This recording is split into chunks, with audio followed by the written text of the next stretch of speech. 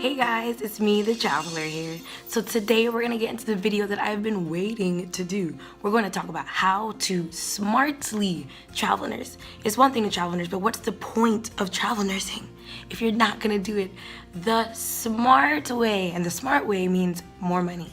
All right, so we're gonna go over 5 things that'll help you be a smart travel nurse. So number 1 is having a home base or not. And that's up to you to decide, but I will tell you, having a home base is amazing because when I first started travel nursing, I did not have a home base. So I had no home. I was a legitimate nomad gypsy, whatever you want to call it. The con to that is after you finish your assignment, where are you going? So you do 13 weeks somewhere. Say you don't want to go on an assignment right after that. Where are you going? You don't have a home. You go to your parents' house, like find somewhere that you would have to go in between. If you have a parent's house, a sibling, or friend's house that you know you can go and crash at in between assignments, fine.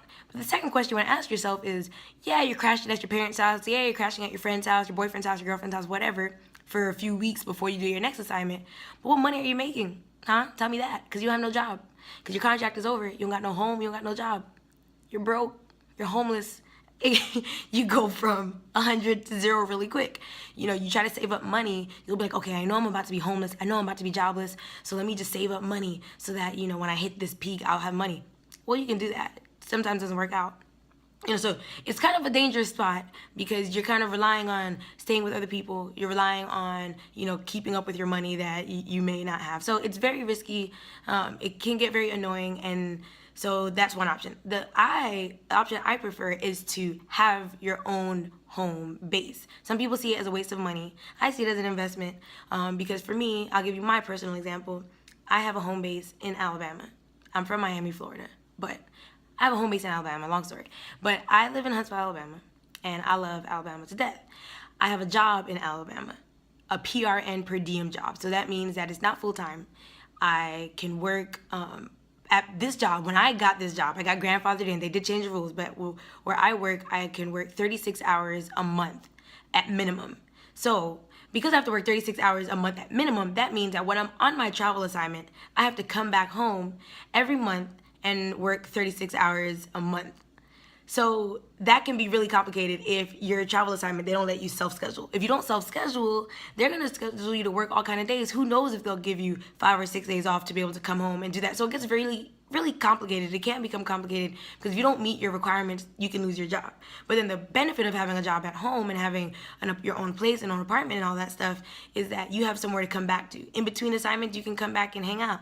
I've been hanging out here for 2 months. I've been off assignment and I've just been here working. I've been working full-time hours at home. I have guaranteed money. You know, I don't feel like I have to always be on an assignment because I have a fallback. I have a home. You know, I have, you know, yes, I pay rent and I'm not always here. So some people may see, oh, it's a waste of money because you're paying rent, you're not always there. But there's a pro that also comes to that, which we'll talk about on number 5.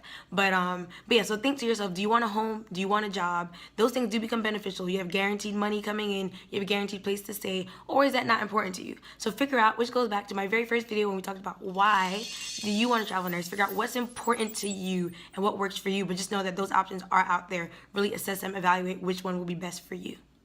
Number 2, and how to be a smart travel nurse. So since we talked about housing, and you make, in, you know, my housing video and in the contract video, I talked about how you make most of your money in housing. So the goal is to take most of the housing stipend that you can, because that's where you make that's where you make most of your money.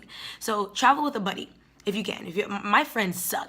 I have so many nursing friends and none of them want to travel with me. Yes, if you're watching this and you're one of my nursing friends, you suck. I love you though, but you suck. So none of them want to travel with me. If they did, it would be amazing because we could, so what you can do, get a buddy, you travel together, whether they're different type of nurse, you take the stipend, the other one takes the housing, and then you just go and you stay in the housing with them, and then you split your stipend. So that's cool because you have different ways, or you can find housing in other ways and split it, but you're gonna be pocketing more money because you have someone to share that housing burden with. So traveling with a buddy is an amazing thing because you also have that comfort in having a friend there. In my pros versus cons video, we talked about one of the cons is that you're very alone. You don't have, you know, those friends and stuff like that. When you travel with a buddy, you have that mandatory friend with you all the time, someone who's there to hang out with you. And so traveling with a buddy is just winning, like, pretty much all around because you have that friend there with you, you have that safety net, you have that housing that will split. So if you can travel with someone that's also a nurse, do it. It's very smart. You will both make more money and have a better experience. Number 3 is going to be, I believe you should get your own outside insurance. So when you get with a travel agency, they'll say, we offer insurance, which is great because they do offer insurance, and I'm so glad that you guys offer it. However, the catch to it is that in order to keep their insurance, you have to be on an assignment with them. And then, so when I first started travel nursing, I took my agency insurance. I was like, y'all have insurance? Sure, I'll take it. I took it. And then my next assignment, I traveled with agency B. So I switched agencies. Well, agency A was like, well, you're not traveling with us anymore. We're cutting your insurance. And that's how the agencies are. They provide you insurance, most of them. And so inquire with your agency and see how they do it. But for the most part, most of them, they give you insurance as long as you're with them. So if you change your agency, which as a traveler, you tend to change your agent, changing an agency is not uncommon because you go with, you know, like I said, going back to my other video where I talked about which agency is for you, changing agencies is not uncommon because you go with who is giving you the better deal for what you want. So it's okay to change agencies, but just know that when you change agencies, you cannot change insurance. Like, it's ridiculous and redundant to continuously be ending insurance, waiting to start back with another agency. So what I did was I got my insurance on an outside, like I have it with some, I don't know, some random, and I just pay it. Has nothing to do with my job. It's just insurance, and that way I can switch agencies, I can agency hop, I can do whatever, and I don't have to worry about my insurance being cut off. So figure out if that's going to be a good plan for you. I think it's a great plan. You don't have to, you know, you don't want your insurance to be dependent on which agency you're with. Just, you want to have insurance always. So think about that. Number 4 is going to be, do you want to drive or do you want to fly there? Driving there is great. You know, like I said, assess where you're going. What I did personally, so when I traveled on the East Coast, I brought my car. I traveled in New York, I did Massachusetts, and then I went down to Florida and then did Texas. So for me, I'm like, okay, I'm on the East Coast, so when I go to Massachusetts, I'm gonna go to New York next. You know, because I'm not gonna do New York and then drive down to Florida and then drive back up. No, I'm not doing that. So I schedule it in a way where I'm gonna do Massachusetts, then I'm gonna do New York, then I'm gonna come down to Florida, then I'm gonna do Florida, then I'm gonna go down to Texas. It's all like on that same east just coast going down. Then I'm like, okay, I'm gonna go out to the West Coast. I'm gonna go to California now. So it's like, you don't wanna, if you drive, you know, don't do the zigzag business, drive West Coast to East Coast. Try to, if you can, plan it so that you're traveling to all the states you want to travel to on the East Coast first or in the Midwest first, and then, you know, so that you're not doing all of this and putting all these bunch of miles, and people talk about mileage on cars. I've had my car for 6 years now. Love my car. I had my car for 6 years.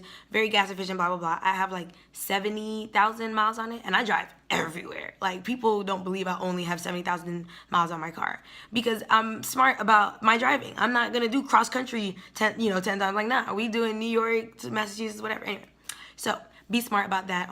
If you're going to a rural area, you know, you might want to have a car. Just think about, you know, where you're going. Like, another example, when I went to New York, people talk about how, you know, great New York transportation is, which New York transportation is marvelous. However, the hospital I was at, there was no bus station or train station within like 10 miles of it. So if I were to take the public transportation there, it was going to take me like 20 minutes. I mean, not 20 minutes. It was going to take me like over 2 hours to get there, as opposed to taking me 25 minutes to drive. So it's like, even if you go to a city with great public transportation, because even I went to San Francisco, California, and I didn't bring my car.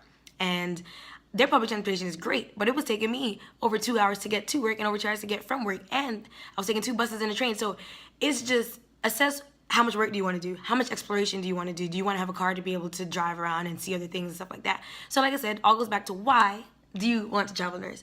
What your goal is with travel nursing, but really assess all of that first. Determine if you need to drive, and then just be smart about it. Thank you. All right, and last but not least, we will end with number 5, taxes. So people always say, like, how do you do your taxes? Like, it must be crazy. And kind of is. I used to do my own taxes until I became a travel nurse. I was like, you know, I'm not doing this anymore. But you do, you know, you get different W-2s, different agencies, all that stuff. I'm going to post a link of the travel. I actually use someone with travel taxes, and it's a man, and he's really good. He specializes in doing taxes for travelers. Going back to having your own home. So now if you don't have your own permanent residence, you end up losing more money because it's kind of like, well, you don't live anywhere, so who are you paying taxes to? So then you end up kind of like having to pay taxes for each state. It just gets really funky. So even though for me, it's like having my own apartment and all that stuff, people, oh, well, you're wasting money, you're paying rent. It's not a waste of money, because at the end of the day, one, when I filed my taxes, I have a permanent residence, so I'm already saving a lot of money by that. Because man, when I didn't have a permanent residence, you end up like, it ends up biting you in the butt. So having a permanent residence helps. And some people just use like their mom's address or whatever for permanent residence, whatever. But having my own permanent residence helps. And then the money that I do make when I'm off season, it at the end of the day, in the long run, in the short term, to people, it looks like you're wasting money by having an apartment. In the long run, it's not, because I'm actually making more money because I have a full-time job here and I'm working here. And it's, you know, so it's up to you. But with the taxes, I'm gonna put a link of the people that I use, and they file taxes really well, and it's very simple, very easy, and they do a great job. And you just take all that stress out of filing taxes for all these states. So don't worry about it. Be smart, travel nurse smartly, and have fun. I hope you guys enjoyed this video about how to smartly travel nurse. I'm burning up, I'm sorry, I'm hot. But I hope you guys enjoyed this video about how to smartly travel nurse. If you did, go ahead and hit that like button and subscribe to my channel so that you won't miss the next one. Thanks guys, see you later.